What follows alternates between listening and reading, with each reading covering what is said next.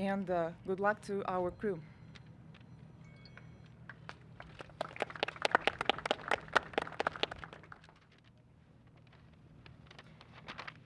Thank you all again for being here. Thank you to Crew 6.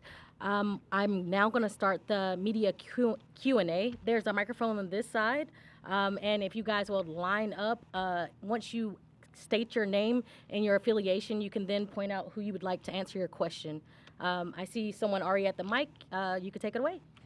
Thank you. Marcia Dunn, Associated Press for Dr. Anyadi. As the first UAE astronaut who's going to spend so much time in space, what customs or traditions from your homeland do you expect to observe in orbit, and any special things from your country that you're taking? Thank you. It's yet to be announced or maybe shown. I can't play all my cards at one time, but definitely we have a lot of stuff going on. I want to share probably some of the Emirati food that we have on board.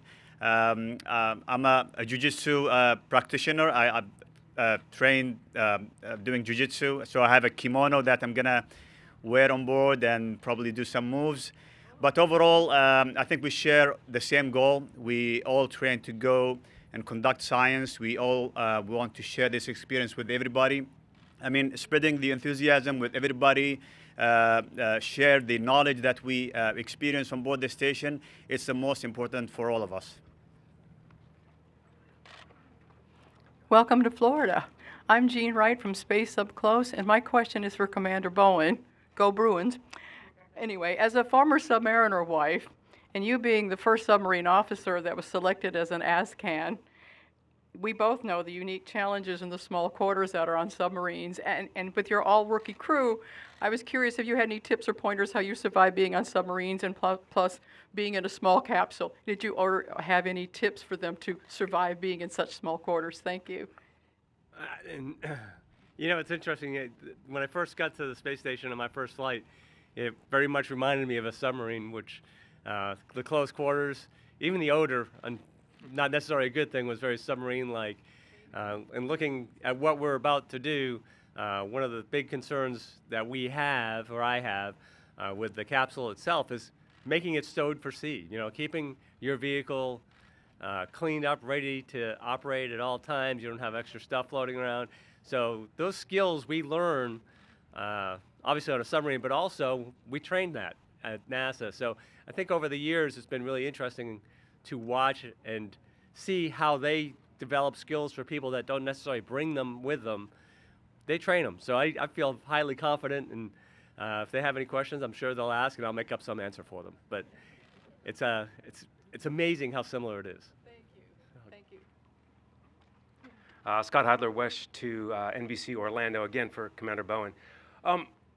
Earthly politics, is there a conscious effort throughout the training, the years of training, to keep that out of the mix? Are there rules, are there guidelines, or is it just kind of a natural part of the workflow and the camaraderie? You know, we're all professionals, and you focus on what you're doing, you focus on your training. You know, it's like almost any other environment I've ever been up. It's rare that these issues come up in natural conversation. It's weird if they do anywhere. So, you know, our professionalism, and we keep focused on the mission itself, and that's, it's always been a great relationship we've had with the cosmonauts once we get to space. You know, we're all in the same vehicle, we're all operating the same way, working toward the same goals.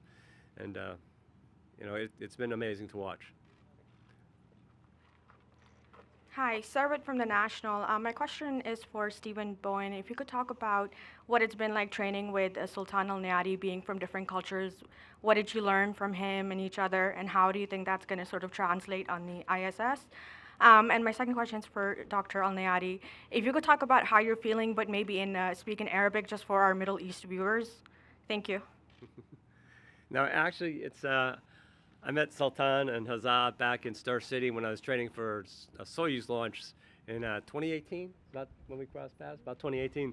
So I had already met them, and I've always been impressed with the individuals and then the culture they bring to it as well. I'm incredibly excited to learn new cultures. When I first started training with the Russians 20 years ago, it's just exciting to me to see that and see what people bring to the conversations.